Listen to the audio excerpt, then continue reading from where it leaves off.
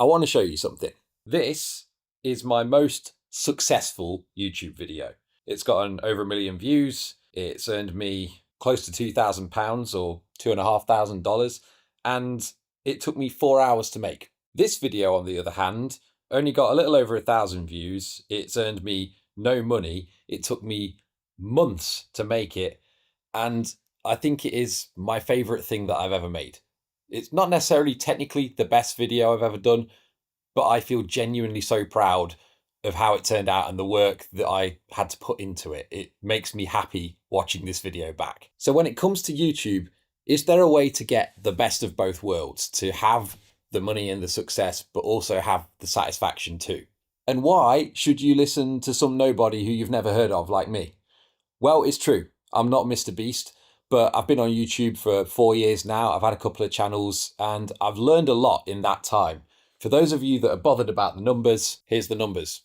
At the end of the day, there's thousands of YouTube advice videos out there, and they all kind of say the same sort of thing. You know the things that you need to do. You know that you need decent titles and thumbnails that are catchy. You know that you need to have some sort of upload schedule if you want to get growth. That's all obvious. What I want to talk about, though, is something that those videos don't talk about, and something that I think will help you a lot more in terms of not only doing well at YouTube, but also not burning yourself out and feeling completely miserable during the process of doing so. And to help explain it, I'm going to use the aid of a drawing that I did. Heads up, I'm not an artist, but I think this is going to do the job. So this is my very simple but straightforward guide to how to succeed on YouTube. If you can get your head around these ideas, you will do fine on this platform. So let's talk about this first idea on the left. This is the trap.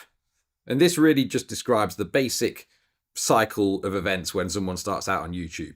You start out doing something you really quite enjoy. You're not really got many expectations from it, but then at some point, one video seems to do a little better than the rest. And you think, oh, views. I like views.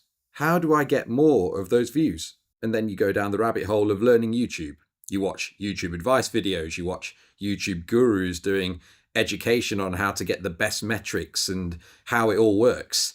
And you kind of then go around in this cycle. You think when you watch these videos that you can go back to making just your normal little videos, doing whatever you want, and the views will come. But the more you go through this cycle of watching YouTube education and then making your nice videos, and you end up watching YouTube education again because you're not getting the views that you want, you start to realize that these nice videos that you make, not all of them get views. It's only videos on certain topics that you happen to hit on that really take off. But these YouTube advice videos have you believing that you could be the next Casey Neistat or Emma Chamberlain, people that just make videos about anything and they do well if you make them in a specific way.